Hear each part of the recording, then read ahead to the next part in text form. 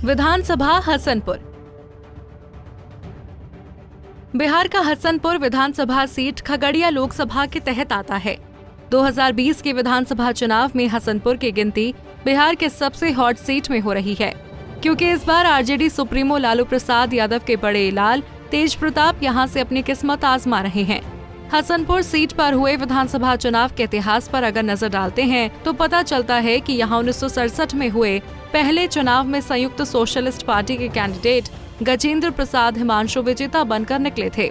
इसके बाद उन्होंने पीछे मुड़कर नहीं देखा और अलग अलग पार्टी के कैंडिडेट के तौर पर विधानसभा चुनाव में जीत हासिल करते रहे।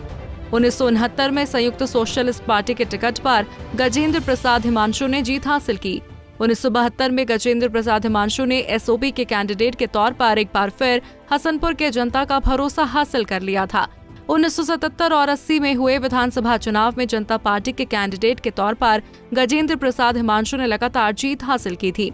हालांकि 1985 के विधानसभा चुनाव में कांग्रेस कैंडिडेट के तौर पर राजेंद्र प्रसाद यादव ने गजेंद्र प्रसाद हिमांशु की जीत का सिलसिला तोड़ दिया था। लेकिन 1990 के चुनाव में जनता दल के कैंडिडेट के तौर पर गजेंद्र प्रसाद हिमांशु ने फिर से चुनाव में जनता का समर्थन हासिल कर लिया था।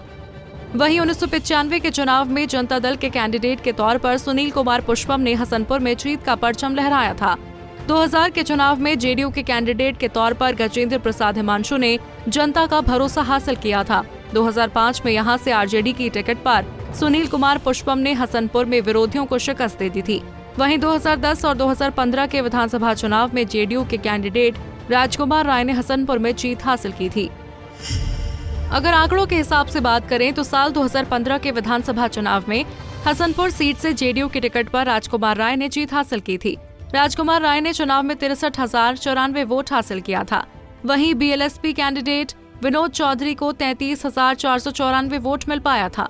इस तरह से राजकुमार राय ने विनोद चौधरी को 29,600 वोट के बड़े अंतर से हरा दिया था। वहीं जाप कैंडिडेट सुनील कुमार पुष्पम 19,756 वोट लेकर तीसरे स्थान पर रहे थे। अगर आंकड़ों के हिसाब से बात करें तो साल 2010 के विधानसभा चुनाव में हसनपुर सीट से जेडीयू की टिकट पर राजकुमार राय ने जीत हासिल की थी। राजकुमार राय ने चुनाव में 36,767 वोट हासिल किया था। वहीं आरजेडी कैंडिडेट सुनील कुमार पुष्पम ने 33,476 वोट हासिल किया था। इस तरह से राजकुमार राय ने सुनील कुमार पुष्पम को 3,291 वोट के अंतर से हरा दिया था। वहीं निर्दलीय कैंडिडेट अर्जुन प्रसाद यादव 11,479 वोट लेकर तीसरे स्थान पर रहे थे। अगर आंकड़ों के हिसाब से बात करें तो साल 2005 के विधानसभा चुनाव में हसनपुर सीट से आरजेडी कैंडिडेट सुनील कुमार पुष्पम ने जीत हासिल की थी। सुनील कुमार पुष्पम ने चुनाव में 31,553 वोट हासिल किया था। वहीं एलजेपी कैंडिडेट राम नारायण मंडल को 24,115 वोट ही मिल पाया था। इस तरह से सुनील कुमार पुष्पम ने राम नारायण मंडल को 7,438 वोट से हरा दिया था।